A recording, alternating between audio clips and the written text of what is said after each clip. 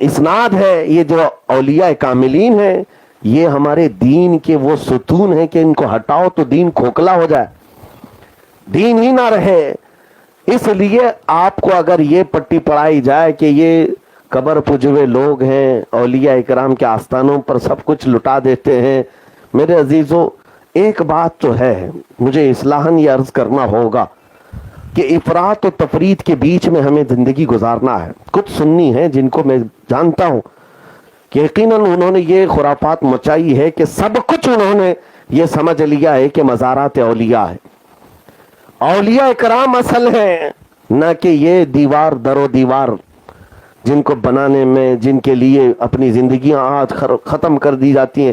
ایک کسی ولی کے آستانے کو بنانے کے لیے 2 کروڑ کا دروازہ اصل دروازہ نہیں ہے، اصل اس ولی کامل کی زندگی ہے۔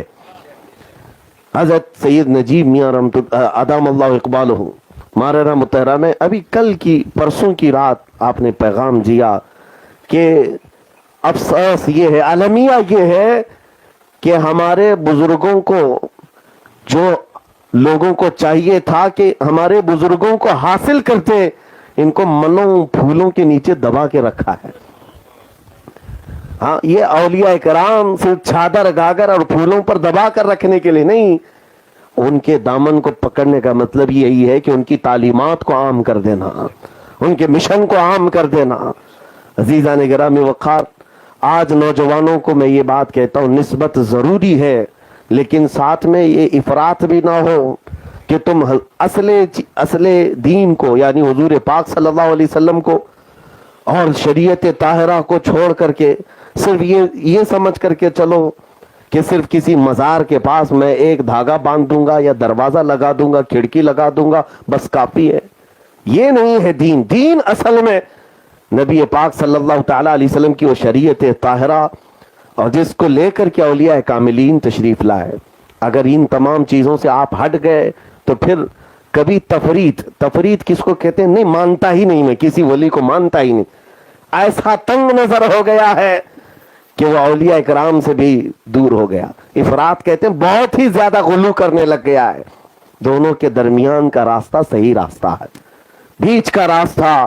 یقیناً یہ اولیاء کاملین ہمارے لیے ذریعہ ہیں، نسبت ہے، اصل تو رسول اللہ کی ذات ہے، اصل رسول اللہ کی ذات ہے۔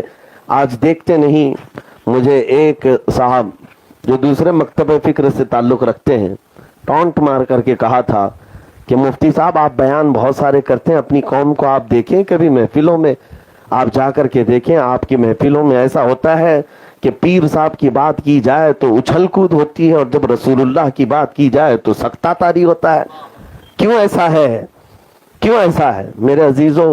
ہو سکتا ہے کسی محفل کو انہوں نے دیکھا ہو، میں نے ان سے کہا یہ ہو سکتا ہے کسی جاہل محفل کو دیکھ کر کے آپ نے کہا ہو، لیکن آج بھی الحمدللہ ہمارا عقیدہ یہ ہے، ہم جن اولیاء کی بات پر فخر کرتے ہیں وہ اس لیے کرتے ہیں کہ ہم کو رسول اللہ کا دروازہ بھی دکھایا انہی اولیاء نے، حضور پاک تک پہنچایا ہے ان اولیاء کاملین نے۔ ہم جھومتے ہیں، لیکن میرے عزیزو اس اعتراض کو آنے سے پہلے اپنے اندر اصل کی محبت کو پیدا کرو۔ اصل کی محبت وہ رسول اللہ کی محبت ہے۔